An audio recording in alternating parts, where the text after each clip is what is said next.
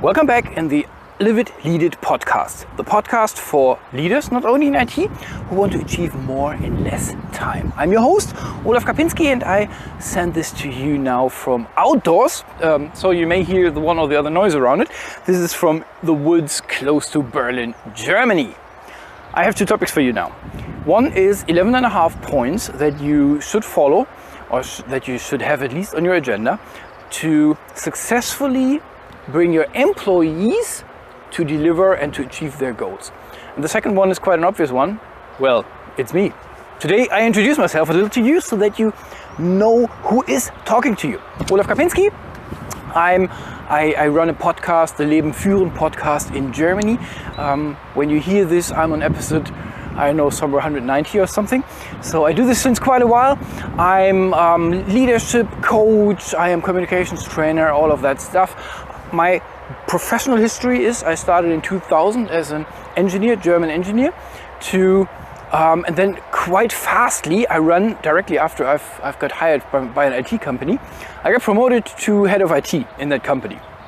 After 8 years, which was very, very, very cool 8 years, I went to another city, another company, a big IT services company who is working or operating mainly in Germany and in the UK. Small subsidiaries all across Europe, and there I was responsible for the internal IT design team, IT infrastructure design team, so head of IT infrastructure design.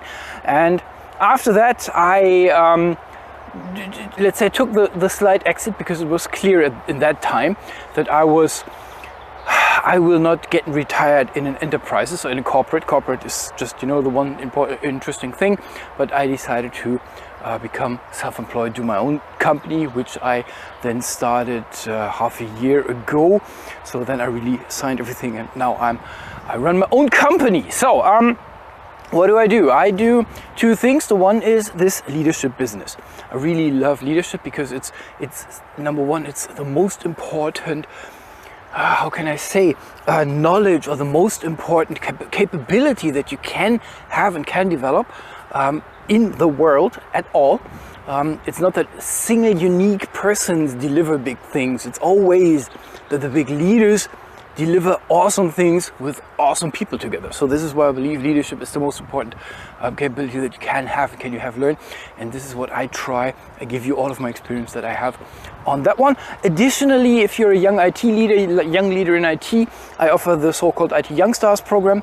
This is a program which runs 1 year, and this is for internationally. It's for people who want to become IT leaders or who are new IT leaders, freshly promoted. For those, we run as a group for 1 year. We cycle through all of the stuff that you need to know, and we just learn it. You get private podcast, all of that. So I'm not pitching this. The other company that I'm founding is an IT service company for entrepreneurs, mainly based in Germany, Austria. That's kind of the two columns or the two legs that I'm standing on. I'm German, very obviously. I mean, you can hear it on the accent. At least everybody tells me, you're German. I live currently in Hungary, in Budapest.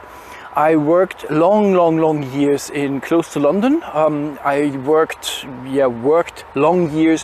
two long years in Budapest, where I then found or made the decision to refocus and recenter my life into Budapest. So I moved over and now I live in Budapest. That's it about me. So I call myself more a European, which is, from my point of view, very, very important, because 2018 Europe goes a bit down the drain, I'm afraid, because we have so many stupid politicians who abuse this idea of one Europe, and so the people can't follow them, and then the people vote to the right extremist side. But let's not go there. This is a pile of garbage. But so this is an introduction to me. I'm Olaf Kapinski. Welcome in my show. My plan with this podcast is I want to give you, and you've seen that in the last 10 episodes, I want to give you techniques, I want to give you inspiration, I want to give you experience that I made to you as a leader. This is not dedicated to leaders in IT, but I am from IT, so you will hear me talking about IT, and my examples are from the IT world quite often. So that's the reason why I call it LIT011.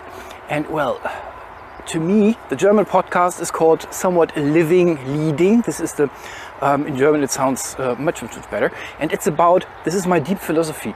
This is about you. This is about you.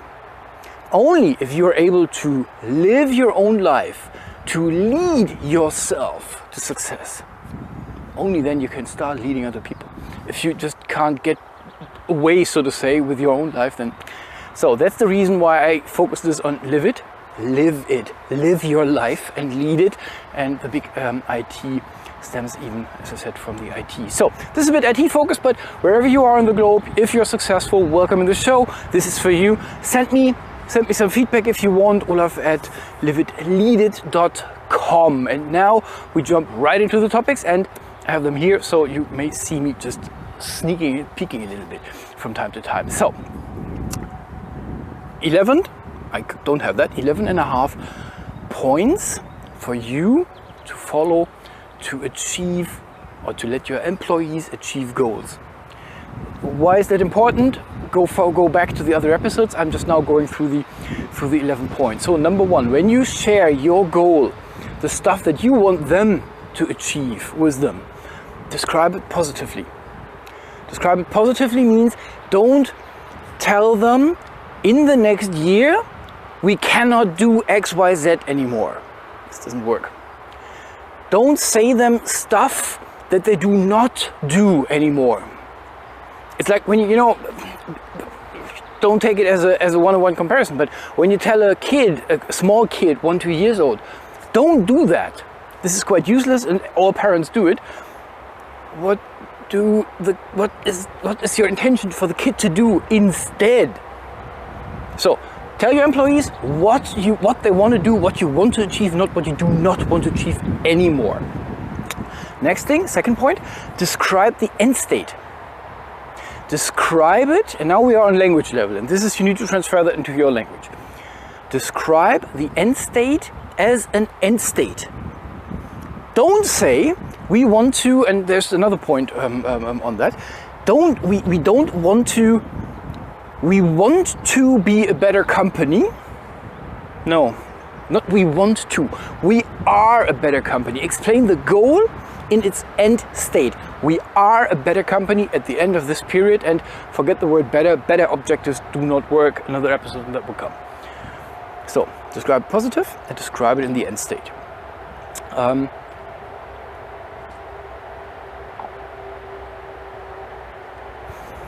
Your employees are people. They are human beings. They have, as you, inner goals. They have their core values. Have an eye on them. I told you last episode how you get to the core of their own core values. Have an eye on it. Yeah, I understand that. Sometimes you have to da-di-da, but mainly you have a big goal and you can cut this into pieces and you give it to the people in your team, people in your organization. So give the right portion of work to the right person. Yeah, I know it sounds trivial, and if you're on the level that this is all trivial to you, write me. I'm afraid it's not as trivial as everybody thinks. I see it, this point I see it break in tons of times. Make clear what resources your employees can use, what time, what money, what machines, whatever, to achieve this goal. I was in a company once and they said, no. What do you mean with what resources do you get? I said, yeah, well, you want me to deliver this, that, and the other? No, yeah, that an objective is on top. And I thought, what? This is the whole wrong philosophy. You give the stuff that you want to achieve to your people. So you have to give them resources, time, and place, and whatever it is they need. There's no way around it. Make clear, really make them clear. Okay, this is the stuff that I want you to achieve, and you have 1 hour, 2 hours, 10 hours per week for that. It doesn't go the other way around. You cannot say, this is my goal, please you achieve this goal, but do it in your free time. Then I have a slight understanding what they do. Forget it, doesn't work. What are the real drivers is point number 4. No, point number 5. What are the real drivers? That means give your goal context. Don't tell them we want to do this. Give them the context around it. Why? Because then they have the chance to understand the whole thing. Some may not be interested in the whole thing around it. Yes, okay, fair point, point given. But for some it is crucial. For some it is extremely crucial. They hate when you just puke a pile of work on their desk and then you disappear. Give them the context. Give them, this is the initiative that we have on organization level or on company level. This is our organizational part. This is what they do, and that is your piece. Do it that way. Give them context. Treat them as human beings. Treat them as adults. Number 6, I thought about to put this on or not. Number 6 is, this works even, and you have to do this even if you have been given a goal from high above which you do not understand, which you are not agreeing with. Sorry to say, if you are employed, if your boss says go, then it's your job to go. Apart from it's really wrong, then you can just give this feedback, start the feedback loop. But usually the objectives that are given from high above, sorry to say, this is the line of command. Your job is to execute them, and your job is not to go to your people and say, well, I've been given garbage objectives, just try to sneak around it. This is not your job. You are an officer in an army. You cannot say, I ignore that. You can do that when it's your company, but you cannot do this when you're employed in this hierarchy. So sorry to say. So those 5 points: describe positive, describe in an end state. You see me sneaking, I know them, but I'm just watching there. Have an eye on the goals, on their goals, and give them the right stuff. Make clear what resources they have, what leeway they have, where they can, what's their field of operations, where they can decide their own things off, and what are the real drivers. Those 5 points count. You have to share those things, even if it's an objective that you not necessarily agree with. If you really disagree with this, that's not my point for today. Just, this is a different story. So, and now we go on, and it's not finished. So 6 points for now, when we have, and nearly everybody think that's it. This is what we do in January, and then we just fire and forget it. It doesn't work like that. Point number 7, always talk about your objectives. Exactly, always talk about your objectives. If you talk about it, allow questions. That's number 8. Always talk about it means you take it serious.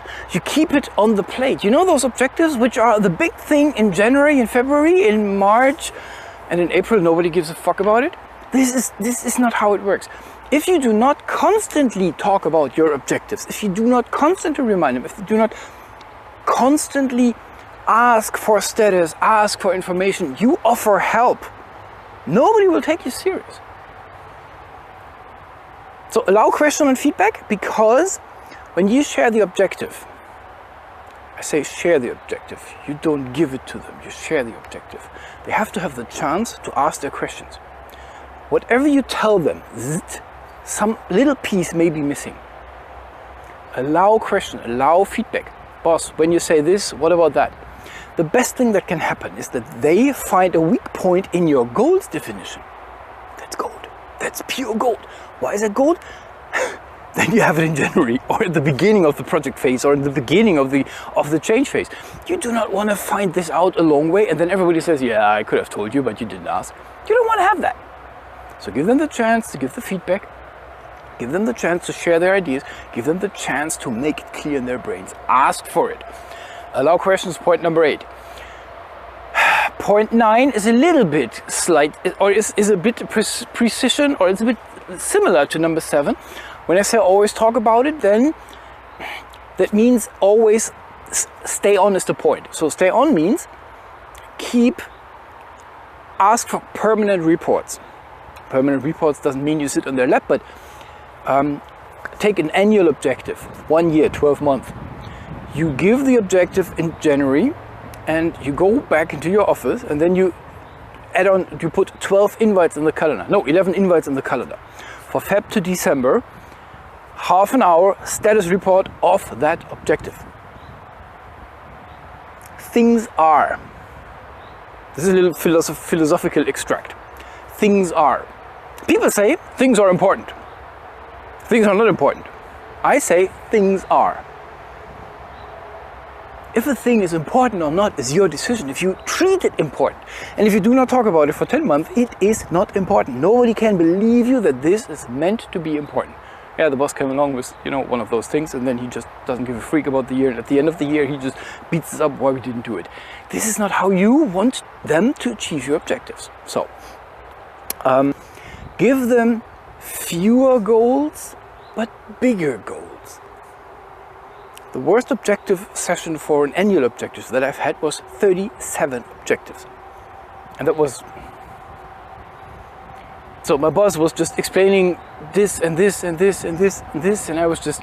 After 10, I just said, okay, Thomas, forget about it. Forget about it. I understand that you have to give me that, in brackets, I understand that you don't know any better. I didn't say it, I'm not completely stupid. But I said, guess what? He just had percentages on it. I said, I work on this, that and the other. This is 30% of your objectives, and all the others happen or not, I don't care. Because I do not focus myself on 37 objectives for 1 year. This is garbage. Give them 3 objectives. 3 big ones. Maybe if you're really good, give them 1 big one. But don't spread it into 10,000 little pieces. This doesn't work. It doesn't work. This is how you defocus an organization. The idea of an objective is you laser point onto that one thing. The whole organization goes into that one direction. The difference between a candle and a laser beam is focus. Do you want to have your organization like a candle? Feel free, then give them 37 objectives. Don't do it. So point number 11. Give them a goal, not a process. Give them a goal, not a process. I always use the losing weight thing on in the German podcast, and I just take it here as well. My goal is I want to lose weight, and I say it will not happen. Number 1, it's not positive. Number 2, it's a process. Losing weight you can never achieve. It's impossible. What you can say is that you want to go from X to Y on the when you go on the weight, or even better when you just go on push-ups and you would say I can do 10 now and I want to do 200 or whatever your number is. I don't care, but give them a goal that they can achieve, not a process. It's their job to define the process. It's not your job to define the process. It's not your job to define the process. You give them the goal, a very attractive one, and you give them the leeway and the resources. And they decide the process, not you. This is 11 points. If you follow them through, your people have a very, very good chance to achieve your objectives. It's not their objectives, it's your objectives. You give your objectives, your goals to your troops, and they achieve. 11 and a half, I said, isn't it? The half, the 11 and a half, is the so-called consequences. Positive and the negative. Some companies still are on bonus objectives. So you achieve this, then you get that amount of money. Completely wrong. This is completely wrong because this burns all the objectives down. Because when you give them 3 very well-made objectives and you connect this with a mug full of gold, then you only have 1 objective left, the mug full of gold. They deliver whatever is written there, word by word by word, only to get to the mug of gold, not to achieve the meaning of the goals. So this, don't do it. What if they don't achieve it? Or what if they achieve it and you do not have a bonus system in place? Topic of some different podcast episodes. So stay with me, we will talk about that. And this is why I call this 11 and a half, which by the way fits very well. This is the 11th episode. So consequences are there, and you have to think about consequences, and there is a wide consequence field from I have to give them money on the one extreme and I fire them on the other extreme. Don't tell me that this is the only tools that you have. Think in shades of gray. You have interesting projects, you have home office, whatever. You know your organization, what you can offer them as benefit which is attractive to them, or which you do not deliver anymore to them, because then it's a little of a punishment when they really failed miserably. And by the way, if they failed miserably at the end of the year, then you failed along the year. Failing of a goal must not be a surprise for you. That's it from me. That's it from the from the woods. Have a great one. I hear you next week again. Bye for now.